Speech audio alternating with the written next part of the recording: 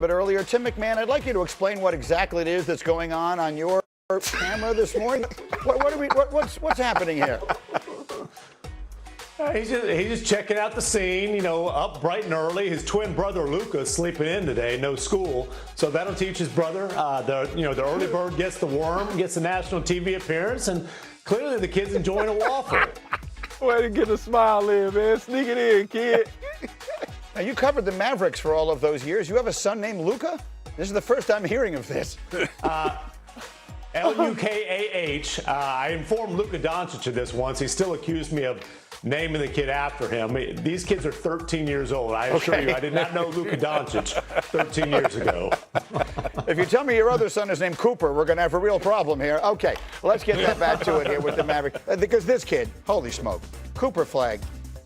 We opened the hour showing you what he did last night. It was a great showdown between the 19-year-old Flagg and the 41-year-old LeBron James. Both players almost had triple-doubles. Flagg, meanwhile, became the first rookie ever to score 40 or more points in a game against LeBron. It was his fourth 40-point game in his career, breaking a tie with LeBron James for the most by a teenager in NBA history. So I think there's just sort of a question, and Shump, you're the right guy to ask because you're a player and you know this stuff. The people say, just how good is he? Like, we're watching Cooper Flagg. He put on a show this weekend, scored 51 on Friday night, 45 last night. So someone says, man, how good is this Cooper Flagg? What's the answer? I think he's as good as anybody that we've seen come into this league as a number one pick. I mean, he's got all the tools, all the gifts. He's athletic. He's patient. He likes to play with his teammates. One of my favorite highlights of him this season is him being able to deliver a pass to one of his guys, and before his guys even made the shot or missed the shot, as soon as it left his hands, Cooper's already celebrating. He's just got a winning attitude, and he brings a different approach. What you're seeing right now is him get to spots and start to show the rest of the league as well as the refs, hey, man, I know we're in a losing season. This is how I play. This is my game. I can get to these spots. These are the spots I like to get to. If I don't make the shot, it was a foul. So go ahead and keep on carving out what you got to carve out in this league to get that whistle, Coop. And you pointed out accurately, Tim, earlier this morning that the Mavericks did not have some grand plan where they were going to trade away Luka Doncic and get Cooper Flagg. That was exclusively luck. But they did get that luck. And so I guess I would ask you right now, which team feels in better shape? I mean, Flagg and Luka, through no fault of either of theirs, are always going to be measured against each other now. Which one do you think is in better shape for winning long-term and short-term? Luka in L.A. or Flagg in Dallas? Yeah, what a gift the Mavericks got from the basketball gods of a second chance to build around a prodigy. But there's a lot of work to be done. This lottery is going to be so critical to the Mavericks, not just because it's a chance to pair Cooper Flagg with another premier talent, but it's the last pick of their own that they control until 2031. Now, the Lakers, they're in a different situation, but they do actually have significant cap space this summer. So we'll see what the Lakers are able to do with that. There's a lot of teams that would like to be in either situation. Cooper Flagg at 19, Luka Doncic just entering his prime. I think this summer will tell us which team has a brighter future. All right, that was one of the most interesting things that happened in the NBA this weekend. Here was another. Let's do a wake-up call, rewinding back to Saturday night when the Joker got the best of the Frenchman. Take a listen. Here's that MVP matchup. Jokic. Fading away. Ridiculous. Oh, my gosh. Wow. 39 for Jokic. You cannot see a better basketball game than that. It was genuinely an unbelievable game if you didn't see it. And obviously this moment is the kind of thing that as a basketball fan you dream of.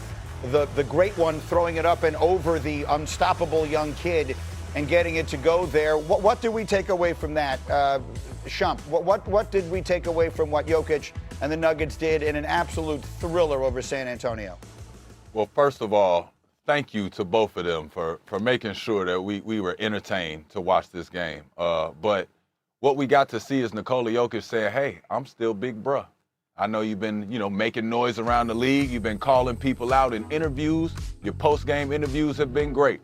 But now I'm going to show you that we're both going to go against each other. You're having a good game. I'm having a Jokic game. This is a regular sighting for Nikola Jokic, and he went out there to prove that. No turnovers is the thing that jumped out on paper because I feel like he took this personal as a matchup to say, hey, man, I understand all the hype around you and everything, but I'm just going to continue to go at you. Like right there, you see him get his shot blocked. Doesn't matter. Corrals the miss, gets it right back, goes right back into the chest of Victor Wembanyama. I think this was great for Victor as well. Get his first, little dose of a little belt.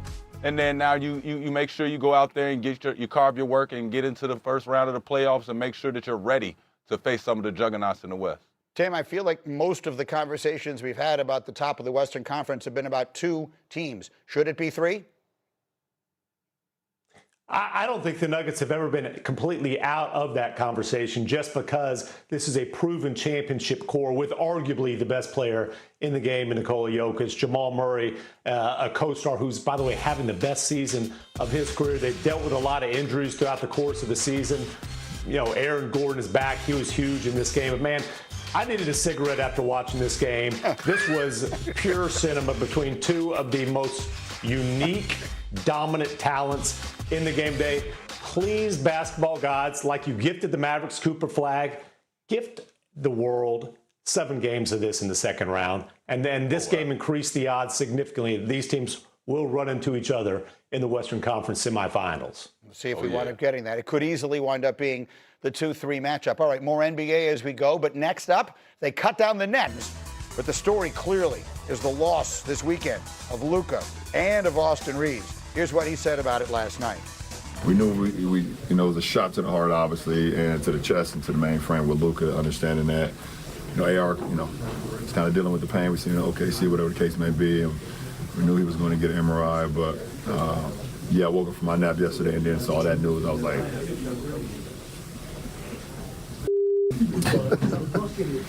that was literally my tone. I think he spoke on behalf of a lot of Laker fans everywhere, and that's why I wanted to keep D. Wood in this conversation. D. Wood, in the last 4 days, you went from the hottest team in the NBA in March to losing Luka, and then finding out in stunning fashion you've also lost Austin Reeves. And I think the entire staff agreed this morning, you just need a hug. I mean, the Laker fans, can you describe to America how Laker fans are feeling after the news this weekend? Literally, when I heard everything, the first thing I did was laugh. I just laughed because I'm like, you got to be kidding me with the injuries. Not only losing Luka, but then Austin Reeves for whatever, 4 to 6 weeks, whatever the case may be. And, Greeny, I came into before March, I said, the Lakers, the way they don't have a rhythm with Luka, Austin Reeves, and LeBron playing together. But when March came around, they found out how to play together. And then combine that with the way they were playing defense, they reeled me back in.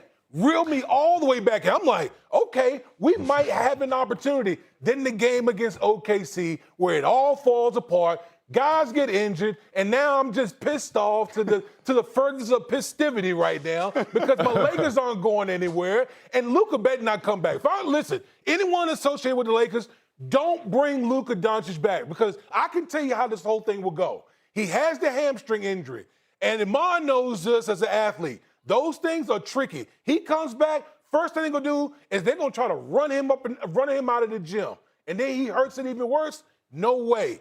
I'm worried about next year. I'm not worried about this year anymore. Shump, I could see your reaction as you were hearing from the voice of the Laker fans here. What do you have to say to D. Wood and all the Laker fans out there watching what looked like a moment of real promise go completely out the window this weekend? Yeah, I mean, it's tough. I mean, we had a ceiling on them anyway, but to have a ceiling on a team that was rolling like that and then to have the ceiling and the hopes of it just be kind of snatched away when you hear the news of, 2 of their main guys going down. But I'll give you one little silver lining. LeBron James, I know it was the Dallas Mavericks, but LeBron James is 41 years old, and the main thing we have to worry about is his recovery process. Mm-hmm. I don't know about anybody else thinking about it. We used to have to check people's birth certificate for AAU to see if they were too old. We got to see if LeBron lying about being 41 because I'm telling you now, He was moving around. I understand the difference in the game now with him being older is it's much more efficient the way he moves, but he's still covering ground. He's still getting on the breakaway. He's still doing blow-by dunks. So when I see that, all I know is if I'm in the Lakers locker room, I feel like, hey, man, I don't want to put too much on your shoulders, but I know you could do it if I could get you to a final, into games where we're just dealing with the final possessions. If you have to watch LeBron control the game for 4 minutes at the end of a fourth quarter, I think you can trust and believe that he can get you to the finish line. I just think he has enough. I saw 5 guys in double figures. I know there was a little bit of frustration out there. I know they had some hiccups, but LeBron sort of corralled those guys together. It'll take a couple of games, but don't count them out completely. If LeBron James can get them to the end of a quarter or end of a game, he can win a couple of those games. I was actually really impressed with him. See, Sean, that would be okay with me if this was the Atlanta Hawks. But we're the Los Angeles Lakers. It's championship or bust every year. So without a doubt. like that whole soliloquy was okay, but man, it does nothing for me right now. Hey, this the funny thing though. I was just giving you the silver lining if you're a Laker fan and you want to watch. Even if they had both of them, y'all was going to go home. He's at the edge of festivity here, he said before. Okay, so Tim, I'm looking at it. The Lakers and Nuggets right now are at a flat-footed tie for the 3 seed. The Lakers have the tiebreaker with 4 games to play. Houston is 1 game back of that. So we'll wait and see where they wind up falling in these standings. And to the point that Shump was just making, I think the hope is that you get into the first round, the games get spread out, you steal 1 or 2 here or there, you get into like a game 6 or 7, and maybe Luka makes it back, whatever it is D-Wood wants to see. Like, what is best case scenario, Tim, at this point for the Lakers? I mean, J.J. Redick before the game last night said the Lakers need to extend their season to give Luka and Austin Reeves a chance to come back. Talking to people, it sounds to me like they feel like they've got to get to the second round, but we'll see. Maybe it's a late first round thing. Luka's flying to Europe for some, special treatment. But the simple fact of the matter is before Luka and Austin Reeves got hurt in Oklahoma City, that game was a reminder. There are levels in the Western Conference. OKC's at a completely different level. San Antonio and Denver are at different levels. Maybe the Lakers can pull off what would be an upset in the first round, but we're not putting Lakers and contender in the same sentence unless they have a heck of a summer, and we're talking about it next season. Yeah, I'm looking. They will either wind up playing the Nuggets, the Rockets, or the T-Wolves in the first round, depending on